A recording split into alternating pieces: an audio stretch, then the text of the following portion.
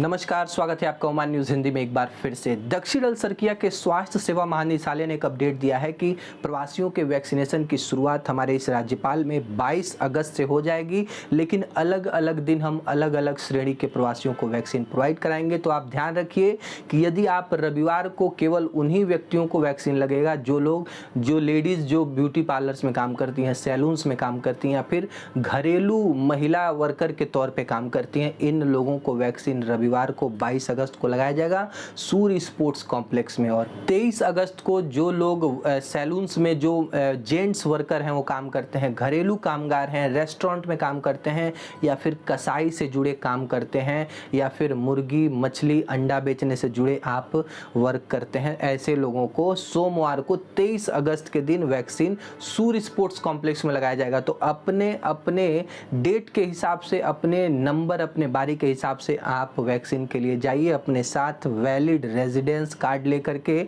इस कॉम्प्लेक्स में जाके आप आसानी से वैक्सीन लगवा सकते हैं। महामहिम सुल्तान हैतम बिन तारिक ने ओमान में जितने भी युवा हैं उनको आगे बढ़ाना चाहते हैं, उनको प्रेरित करना चाहते हैं, क्योंकि ओमान को उनकी ज़रूरत है। और इस चीज़ से प्रेरणा लेकर ओमानी युवाओं ने वो कर दिखाया। इससे पहले ओमान में कभी भी मेड इन ओमान मोबाइल कभी नहीं लॉन्च किया गया था, लेकिन मार्शल 7 मोबाइल को बना करके इतिहास रच दिया गया है और इसको मार्केट में भी उतारा जा रहा है, जो कि एंड्रॉयड 11 पे आधारित होगा। 7 इंच इसकी स्क्रीन है और इसमें जो बैटरी है 5000 mAh की बैटरी होगी और बहुत ही अफोर्डेबल प्राइस पे इसको मार्केट में उतारा जा रहा है, ताकि जो लोग जो ऑनलाइन शिक्षा के लिए अपने बच्चों के लिए स्मार्टफोन्स नहीं खरीद पा रहे हैं, जो कि काफ़ी महंगे हैं, उन लोगों तक के पहुंच के लिए ये जो फ़ोन है मेड इन ओमान फ़ोन सबसे बेस्ट रहेगा। नेशनल सेंटर फॉर स्टैटिस्टिक्स ने एक अपडेट दिया है कि हम 5 दिनों का एक सर्वेक्षण अनाउंस कर रहे हैं, जो कि रविवार से शुरू होगा और जिसमें हमारे द्वारा आपको फ़ोन किया जाएगा। ओमान में रहने वाले सभी परिवारों को फ़ोन किया जाएगा, जिसमें आपके द्वारा इस्तेमाल करने वाली जो गाड़ियां हैं, घरेलू उपकरण हैं, किस तरह की चीज़ें आप इस्तेमाल कर रहे हो, इससे कितना संतुष्ट हैं और ख़ास करके ओमानी सरकार के द्वारा किए गए प्रयास आप तक पहुँच रहे हैं कि नहीं पहुँच रहे हैं, और नौकरी के अवसर में जिस तरह की सरकार ने कदम उठाए हैं उससे आप संतुष्ट हैं कि नहीं। तमाम चीज़ों के ऊपर आपसे प्रश्न पूछे जाएंगे। 24219000 के माध्यम से आपको कॉल आएगा और आपसे इन तमाम चीज़ों के ऊपर आपकी राय जानी जाएगी।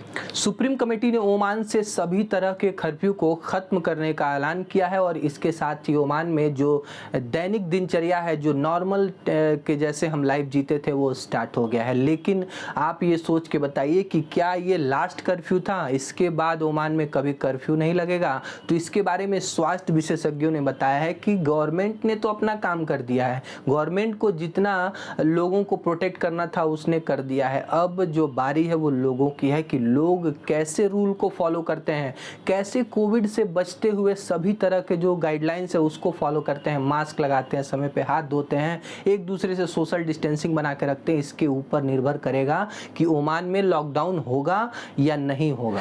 हालांकि सुप्रीम कमेटी ने बताया है कि जो भी गाइडलाइंस है उसको कड़ाई से पालन करवाया जा रहा है और यदि कोई व्यक्ति इसमें जो इसको तोड़ता हुआ पाया जाएगा उसके खिलाफ कठोर से कठोर कार्रवाई की जाएगी, क्योंकि गवर्नमेंट भी जानती है कि यदि ये जो रूल टूटे तो सीधे सीधे तौर पे एक बार फिर से सल्तनत को लॉकडाउन में डालना पड़ेगा, और जो कि गवर्नमेंट और नहीं लोग कोई नहीं चाहता है कि एक बार और लॉकडाउन हो, क्योंकि जो आर्थिक स्थिति है वो चाहे सरकार की हो चाहे फिर हम जैसे प्रवासी वर्करों की, सबकी आर्थिक स्थिति खराब है। बहुत सारे लोग वेट कर रहे हैं कि कब ओमान जो अपने रेड लिस्ट में जिन देशों को डाला हुआ है उनको हटाए।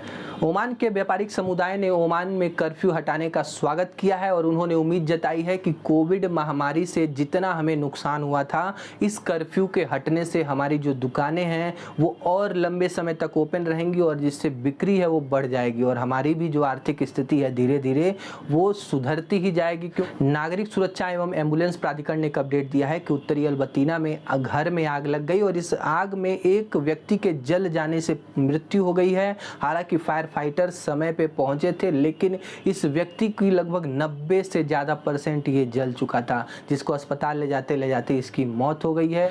ओमान मौसम वैज्ञानिकों ने एक अपडेट दिया है कि ओमान में धूल भरी आंधियां चल सकती हैं, कुछ जगह पे हल्की फुल्की बूंदाबांदी हो सकती है, बाकी जो निचली इलाके हैं उसमें देर रात तक धुंध बनी रहेगी या फिर हल्के बादल छाए रहेंगे।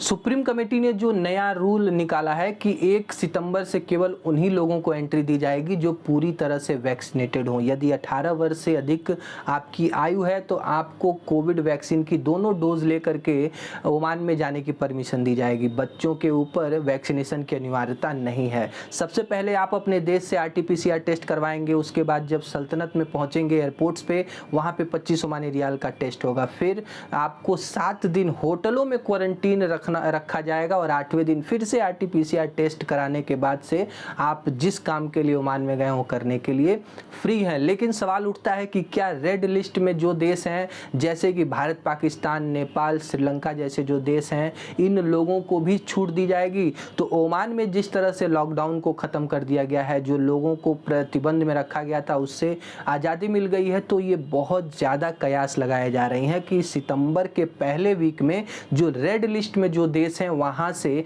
वैक्सीनेटेड लोगों को ओमान में आने की परमिशन दी जा सकती है। क्योंकि इस समय ओमान में जो टिकट बुकिंग की जो एजेंसियां हैं, ट्रेवल एजेंसियां, वो बहुत ज़्यादा एक्टिव हैं, लोगों से संपर्क कर रही हैं। हालांकि कहीं से भी अभी ऑफिशियल जानकारी नहीं आई है, लेकिन जो टिकट एजेंसियां हैं, ट्रेवल एजेंसियां, इन्होंने लोगों से उनके डेटा के बारे में पूछना स्टार्ट कर दिया है कि क्या आप बुकिंग के लिए तैयार हैं, क्या हम आपकी फ़्लाइट बुक कर दें। तो इन सभी चीज़ों को देख करके लगता है कि सितंबर के पहले वीक में ओमानी सरकार इन एशियाई देशों के ऊपर जो प्रतिबंध है उसको हटा सकती है, उसमें ढील दे सकती है।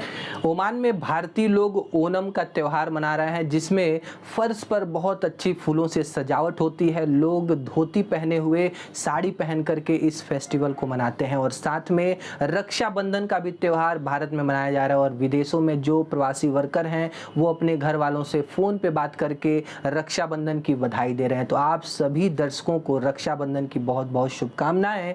आज के लिए बस इतना ही। वीडियो कैसा लगा लाइक करके जरूर बताएं और चैनल पे नए हैं तो प्लीज़ सब्सक्राइब करना मत भूलिए, ताकि ओमान से जुड़ी हर अपडेट आप तक एवरीडे सबसे पहले पहुंचे। मिलते हैं अगले वीडियो में, तब तक अपना और अपनों का ध्यान रखिए। नमस्कार।